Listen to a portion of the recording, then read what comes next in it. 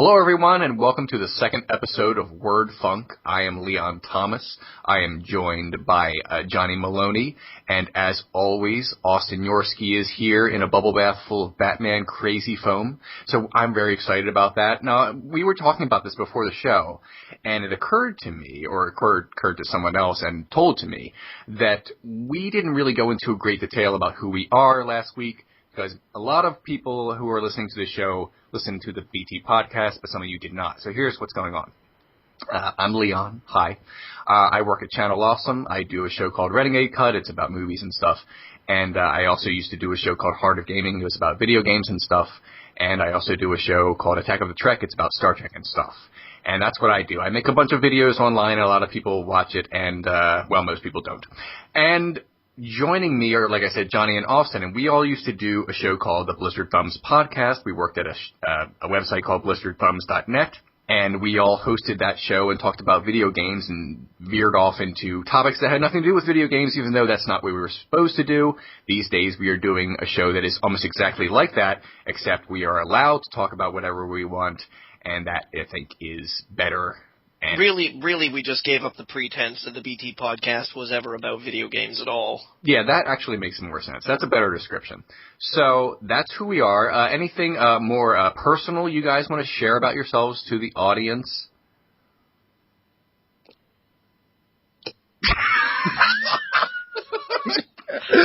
I'm holding this pen right now that the lid looks suspiciously like it shouldn't fit the pen, but it does, and I find it kind of mystifying. I thought for sure I was going to say that, and like both of you are going to start talking at once and say like a ridiculous thing, and then I got dead air. I know. At first I was going to say something. I was like, oh, well, I'll give Johnny a chance to go first, and then it just got silent, and then it was too funny to stop. Austin, tell us about yourself. Tell us something about what it's like being Austin Yorski. I mean, you wake up in the morning and I'm like, I'm Austin Yorski, and then what's next after that?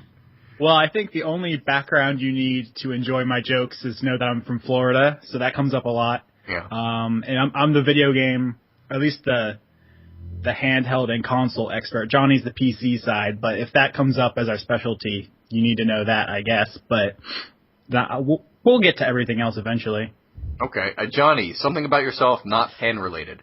I like to consider myself kind of like, I guess, a nerd of all trades. I geek out about movies. I geek out about music and books and, like graphic novels and comic books. I mean, now that I'm older and I have like a job and a relationship to manage, I've had to dial back some of these obsessions. But, yeah. I consider myself to be a pretty nerdy fellow, pretty geeky. Okay, all right. Now we know about each other. Well, we already did, but our audience now does for you new people. So with all that personal stuff out of the way, guys, the world is ending. So again, we need to. Oh, I know. Again, it seems to happen from time to time. This end of the world scenario is because the moon changed color a little bit. This, in my mind, this had a lot to do with eclipses and rotation and revolution of things in space, which happens, but not to other people. I mean, this has to do with the Bible and scary things and death. Are we sure it isn't a Majora's Mask situation? I don't know I don't think that the moon is going to hit the Earth. I don't think it's coming down on us. I don't think there's a big, scary, toothy face in it right now. I mean, eventually it's probably going to hit the Earth. I mean, isn't it in a decaying orbit? Like a really slow, long, prolonged decaying orbit. Well, I think they mean immediately. Well, we'll all be dead by then by global warming and radiation. The next eclipse. Plague is going to kill me before global warming or like climate change is going to kill me. Plague is going to get me. How does the world end, guys? I mean, in your opinion, what would be like the best apocalypse? Because a lot of a friend of mine was saying on Twitter that her mother was actually genuinely afraid about the whole blood moon thing. A very tense Christian, let's just say. But what do you think, guys? What would be the best way for the world to end? Like best how? Most spectacular? Spectacular. Definitely spectacular. Not like the least painful way. I mean, that would be the best. But what would be the most interesting? Dude, the sun exploding. I like how you say that so matter-of-factly, like there's no even debate. It is like, it would be so cool, because it would be like, it would go off, there'd be like this, I mean, the sun's not gonna explode, it's gonna get bigger and possibly envelop the earth and whatnot, but like, let's say for a moment, that the sun was all like, fuck it, boom! It would be like, you'd get like, literal minutes of watching the sun, like, fucking explode in your face outside before it was like the earth would be like ripped to fucking shreds. It would be like the biggest fucking fireworks show, but it's like you wouldn't be able to do anything about it, so it'd just be like, holy shit, well there goes fucking everything. What about you, Austin? I mean, I think he's got me as far as spectacular goes. I think more realistically, either we're going to get hit by some kind of rock from space and then get a... Also pretty spectacular. Yeah, it's related though, because it's like, oh shit, here it comes, and too late, we're fucked. Like, it's a related concept. But I assume we're all going to just eventually starve to death because there's going to be too many people and not enough stuff because we ruined everything. So you think like resource depletion is going to be it, like Mad Max? Eventually, yeah. I think it's going to take a while, and there's all kinds of like interstellar things, like stars exploding and black holes or whatever. I don't know. I'm not a spaceologist, but I assume that whatever is going to take us out is going to be very either very slow and grinding or very fast and spectacular. One or the other. There's no middle ground. I don't know. I think there is a middle ground. If the sun actually does expand and like envelop the earth, and if humanity like lives to that point in time, that's going to be that's like, God, it's hot. It's really hot. It's a little humid today, isn't it? Do you think we should leave before the sun completely envelops the earth? Well, that's the thing. Nah, it's a dry heat. Well, that's the thing. I mean, you said, the sun is changing, and if the sun is expanding and this explosion scenario happens, that's going to be in the distant future. And if that's true, wouldn't at that point you would think humanity would have some kind of travel where we could actually go to another planet and avoid this?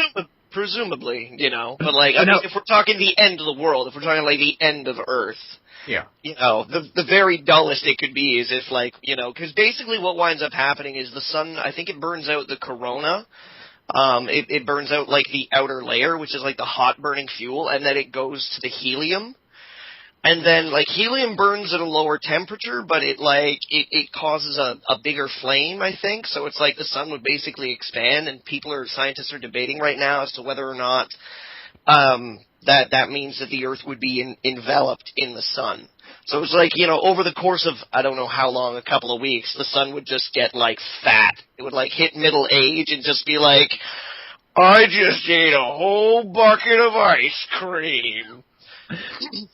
The depressing thing is, even if there was evidence that something like that was going to happen, like, it would, politics would completely ruin any chance of escaping.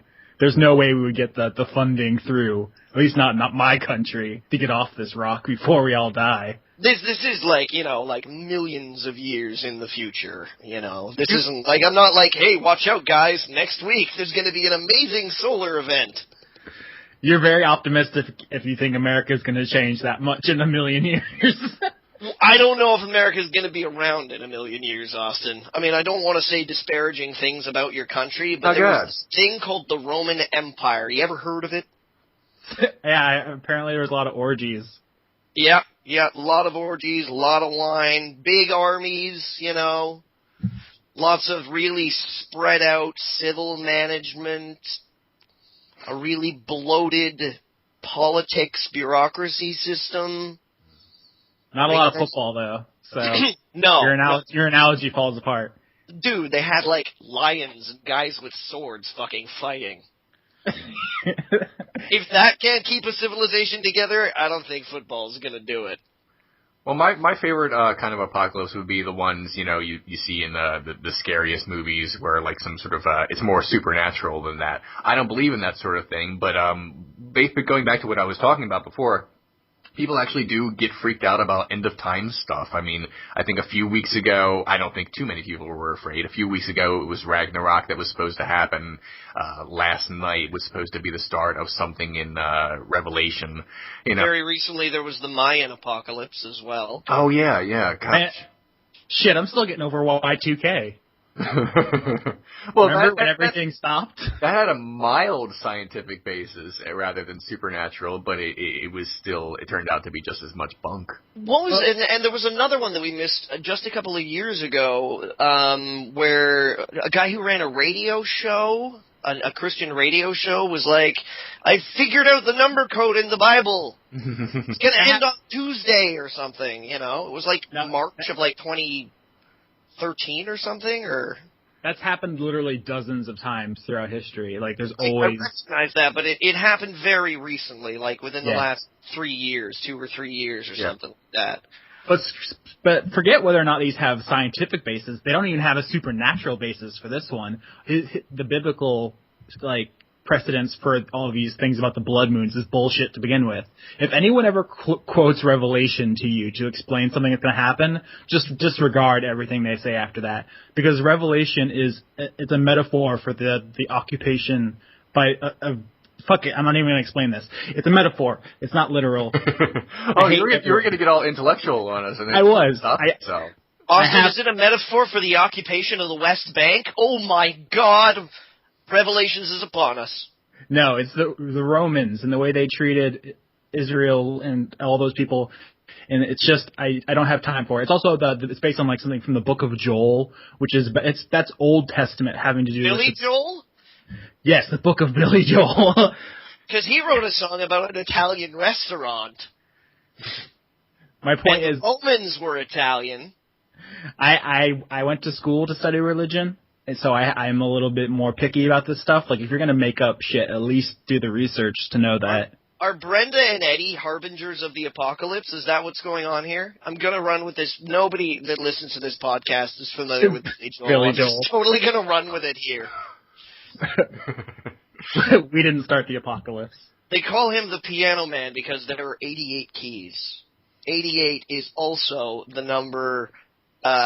H in the alphabet, which is Heil Hitler. Go on. So Hitler obviously was the Piano Man,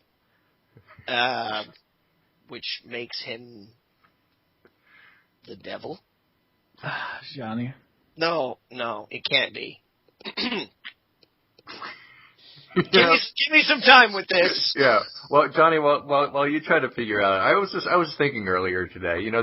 I feel like there's two reasons that religion-based apocalypses, not just concern deeply religious people, but actually I maybe inspire is the wrong word, but I feel like there the two reasons why people actually believe the apocalypse is coming. One is just basic fear. Their faith tells them that this is happening, so okay, that's just part of it. And the other, went a scary color, right? But I think the other is that that seeing something potentially supernatural happens might even validate their faith, like saying, "Oh, you see, it is the apocalypse," but you don't have enough time to gloat because if you're actually right, then it's over. You're toast. One of the reasons why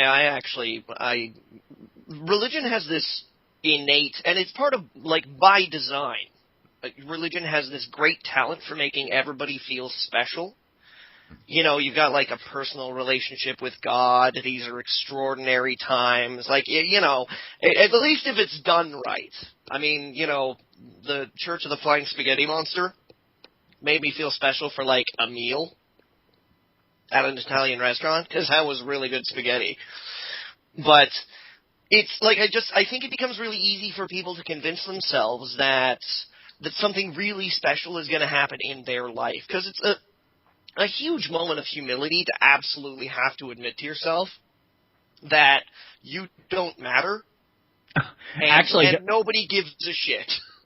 Actually, Johnny, it's great. In the Synoptic Gospels in the New Testament, it disagrees with itself when Jesus is going to come back. Like one book, it says like next week he's coming back definitely, and then later it's like we don't know when he's going to come back. It could be any time. It's like they keep changing their mind. Is because each of the books was written at a different time in a different situation to appeal to different people. I'm not surprised, but I mean, like one of the things that I notice about many religious friends that I have is many of them have a tendency to feel that they have a personal relationship with God, and it makes them feel special. So there's this kind of like ooh, something big's gonna happen any day now because He loves me. Well, I mean. That's really the point of Christianity. It's your suffering will get you into heaven. That's the end game. So, what better kind of end to that? Except for like some of the Christian offshoots, like the Jehovah's Witnesses. Holy crap, you're boned. Yeah, I mean, you got the whole. You've got a finite number of people that get into heaven.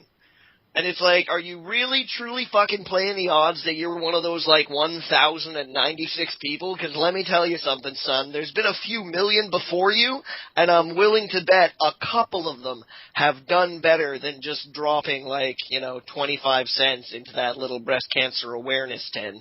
I think it is, I think heaven has sort of like a capacity limit for fire safety reasons. Well, there's probably a lot of flammable gas up there. Do you guys want to talk about Calvinism?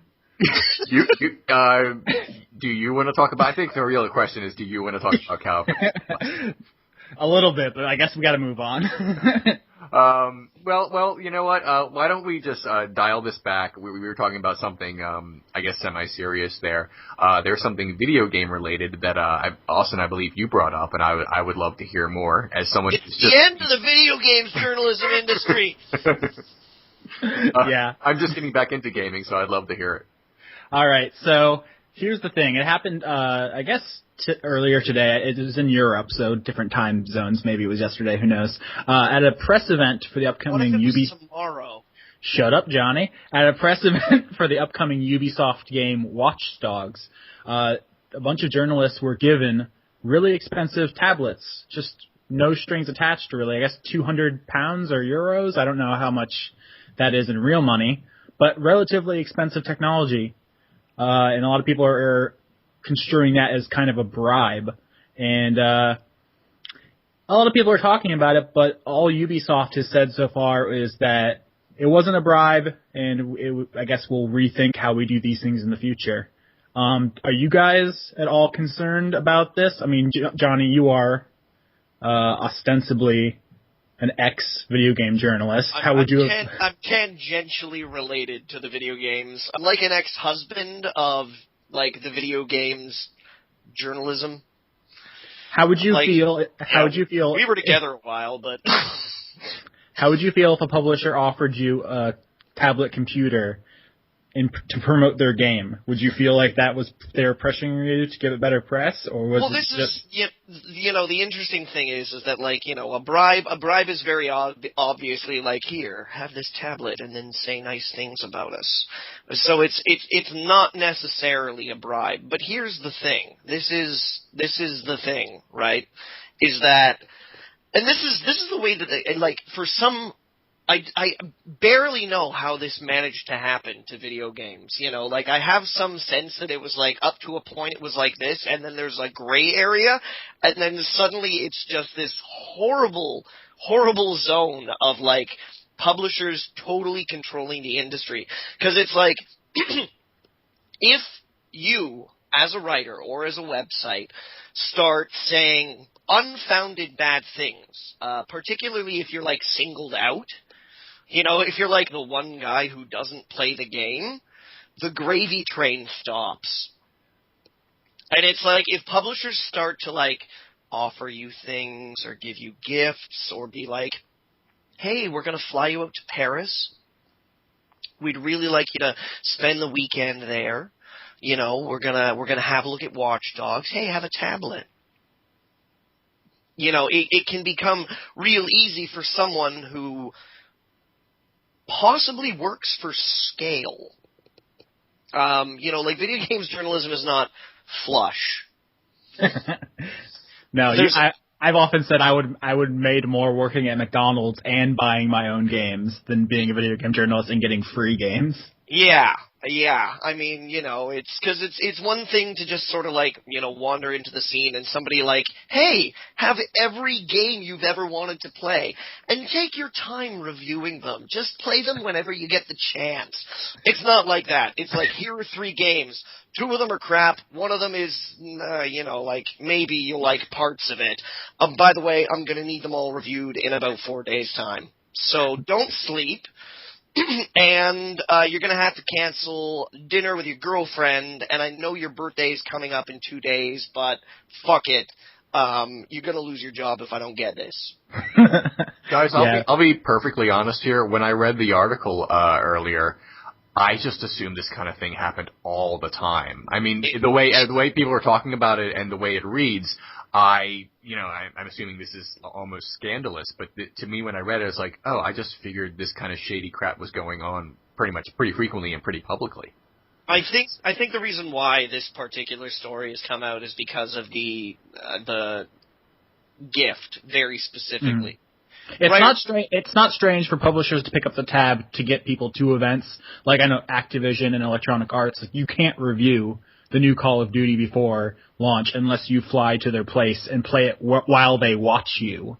Like, they're very strict about that kind of stuff. But just giving someone that kind of unnecessary tech, like, you don't need it to play Watch Dogs. It has second screen capabilities, but this is a little beyond the average kind of perk. So yeah. It's a little bit more notable. It's decadent. It's a decadent offering. It also actually makes me worry about the game now, because I was excited for Watch Dogs, and I'm like, you gave what to who? Oh, maybe it's not that good. I was actually looking forward to this one too. I was like making a list a little while ago about games that I actually want to play now that I'm trying to break back into this thing, and this is definitely on there. And what I was thinking, just when I started reading this just a few minutes ago, I just started thinking the negative press that they will receive for this alleged bribe might hurt, but do they think that the benefit will offset that? Meaning, do they think their bribe, even though they're getting some negative press about it, do they think that'll work? And do they think that means the game might have a better score for it? I mean, they're like it's a balancing act whether they think it's worth it. I don't know that they actually intended it to be like a cost-benefit analysis thing to get garner favor. I've said this before. The benefits of paying off the press are nowhere near as high as the potential deficit of like pissing these people off.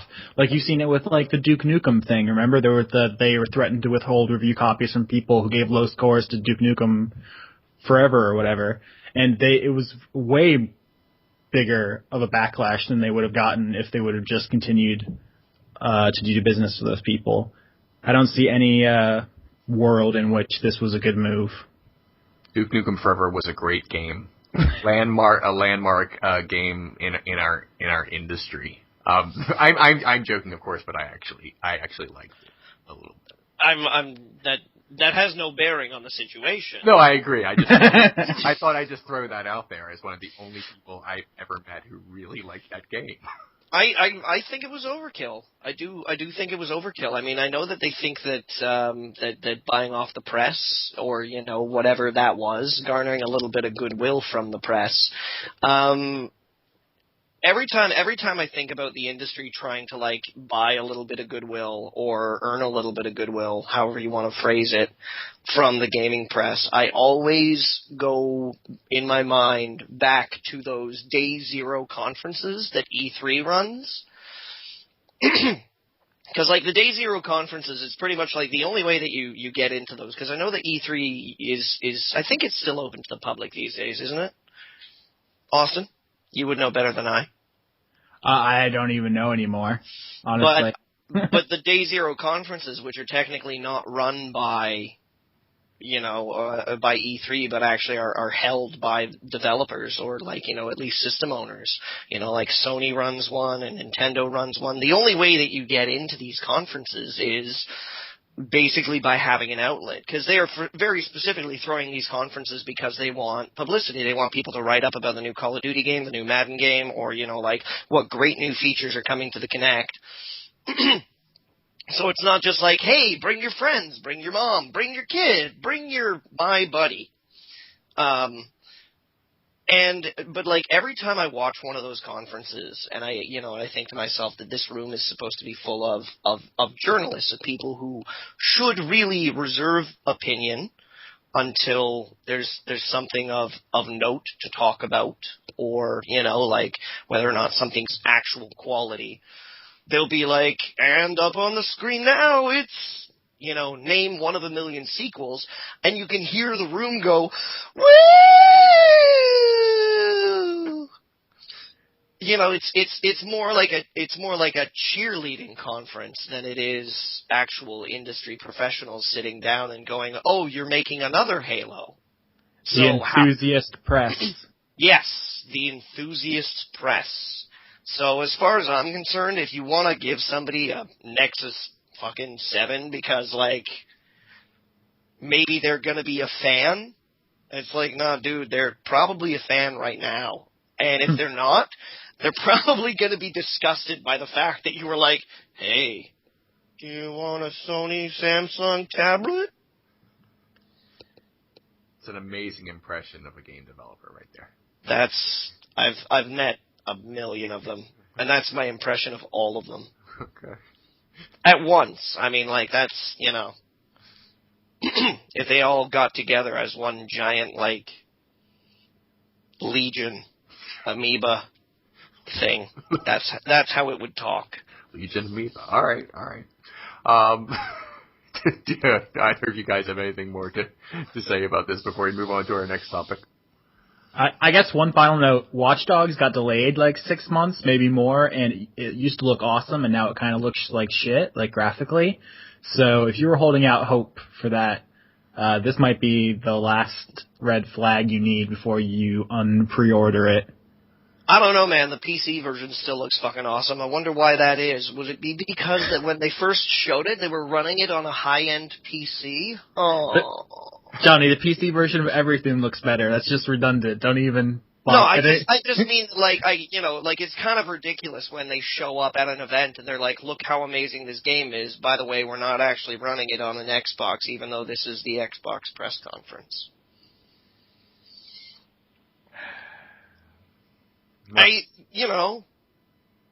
It was the same back in the days when, the PlayStation 1 was like, hey, look at how awesome these cutscenes are. And you're like, oh my god, look at those awesome cutscenes. And then you get to the game and you're like, where's my character? And it's like, oh, that big pixel.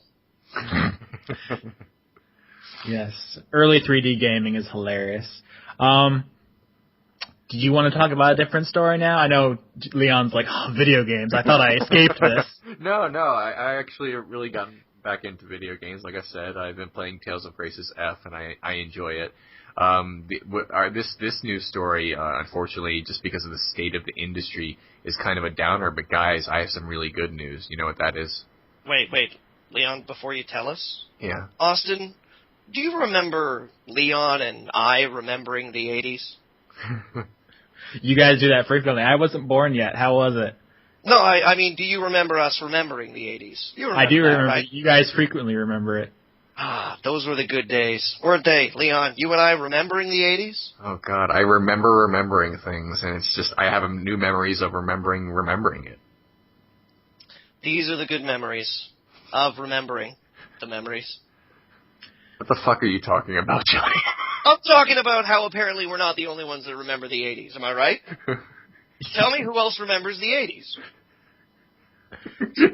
Oh, my God. You guys are old.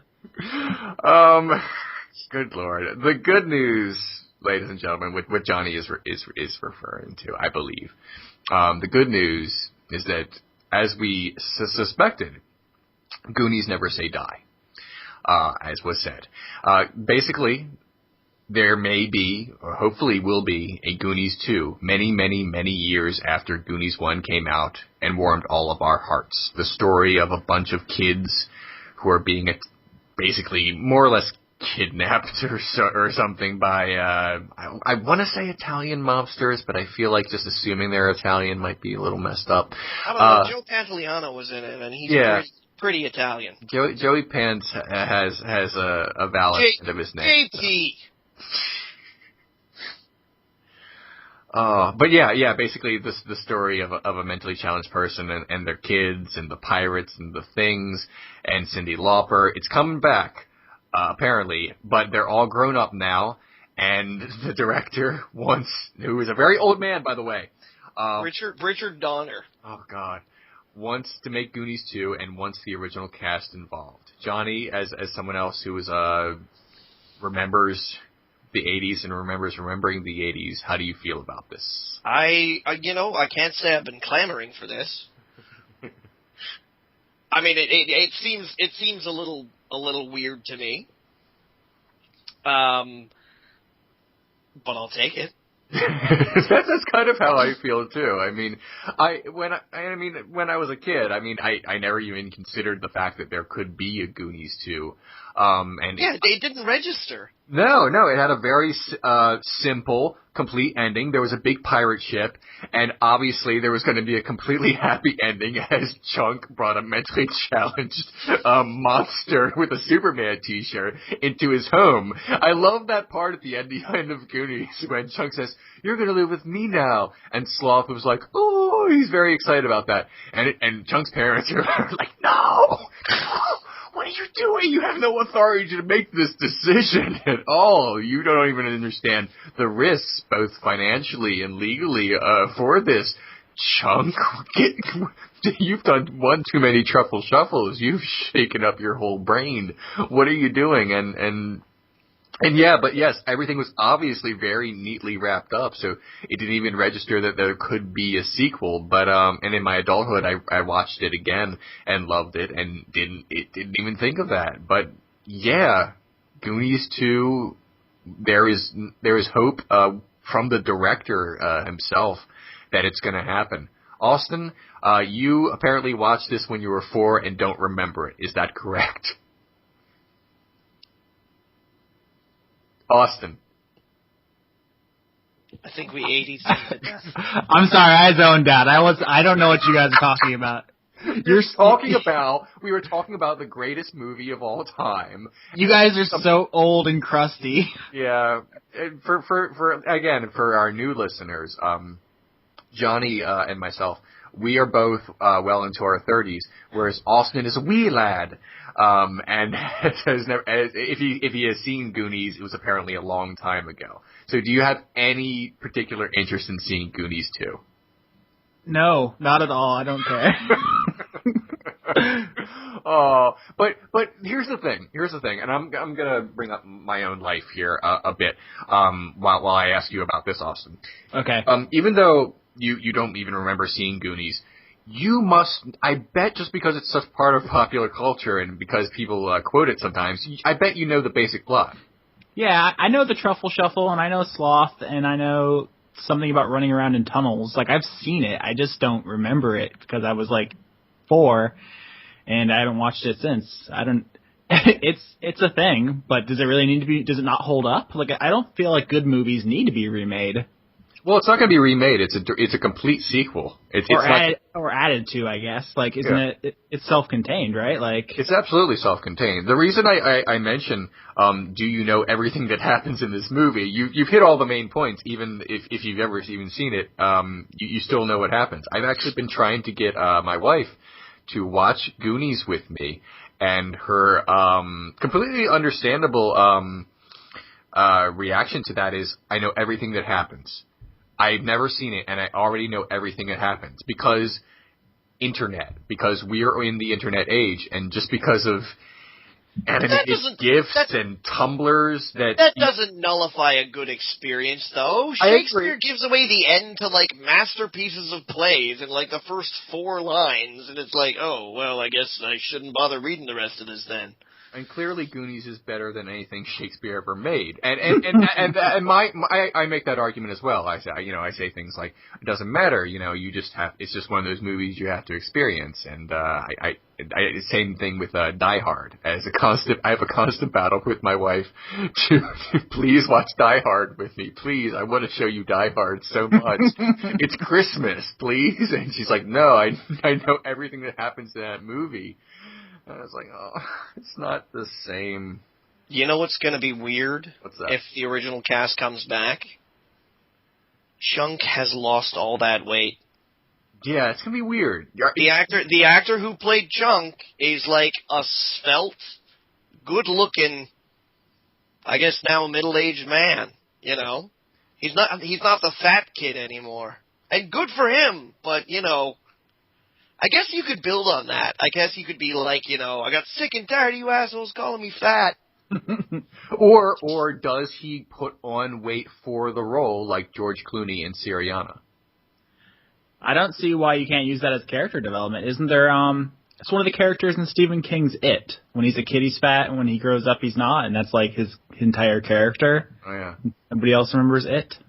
I read half of it, so I know the kids. You didn't get to the prepubescent orgy? No, I think I got right up to it. Oh my god, I never liked Stephen King. I know it happens. Okay, if you've only ever seen the movie of It with the killer clown, right. all that stuff basically happens. But in the book, after they defeat It, they're leaving through the sewers, and they're like, you know what would make our friendship stronger if we all had sex with the one girl, and then they just do. It's really fucked up. There's like 6 boys, I think. It's been a while since I read it, but yeah, I don't like Stephen King. Are you surprised they cut that out of the movie? Well, it was on TV, so I mean, it couldn't exactly be like rated R. Or, God, that's not even R. That's something else. The FBI would need to get involved. Jesus Christ. I've read, just going off of this. In terms of my experiences with Stephen King. I read half of it and part of Insomnia and all of Misery. That's been my entire. I mean, I've read a bunch of books. You'd think I would be. I would. I'm a literature teacher or something stupid like that. But I've only read one Stephen King book. And I kind of liked it. But I think I may have liked Misery because I watched it after the movie, and I really liked the movie, so I could, I could picture it very clearly in my head. It was a little more gruesome, the book. I read pretty much everything Stephen King's ever written, wow. And I'm trying to think of an excuse for that. He's not a great writer, but I like his stuff. It's like something doesn't have to be good to enjoy it. I talk about this a lot, like Drakengard is my video game example. Like, it's terrible, but I love it. And there's a lot of things that are really good that I don't like. Like, there's not any disconnect there. Stephen King is like my literature example. Like, I wrote my International Baccalaureate thesis on The Stand by Stephen King. If you ever read that, that's like, that book is so poorly written. Because he didn't plan it ahead of time. It's like 700 pages, and halfway through he gets like confused about what everyone's doing, and he just kills half the cast so he doesn't have to keep track of them anymore. Well, and that's not conjecture. He said that in like one of his nonfiction books about writing. He's like, I didn't know what to do with any of them, so I just killed them all. Well, I actually read something about how Stephen King writes, for some reason. And he apparently rarely plans his books. He says he writes his books like he's growing a plant, like it just starts from a seed, and he just kind of writes it and puts it all together as he goes. And I know it's fashionable to make fun of Stephen King, but of the little I've read of him, he's not terrible. He's not a terrible writer. He's fine. I'm just curious about how we're going to see, the most prolific and most popular writer of our time in the future. Are we going to look back on him fondly in the future and sort of like retroactively call him one of the true greats, or are we going to see him more like we see him now, where he's popular and you say, yeah, he's pretty good, but there's still a sort of backlash. I got a short story to share here. Okay. When I was 12 years old, I got invited out by an old best friend of mine. I'd moved away from the town, but I was only living like 2 hours away, so every summer I would go back and visit him. I was invited by his family to go out sailing with them on a sailboat trip. His parents owned a sailboat. And I was like, sweet, sailboat, I'm in. And when I was a kid, I used to bring a lot of books with me.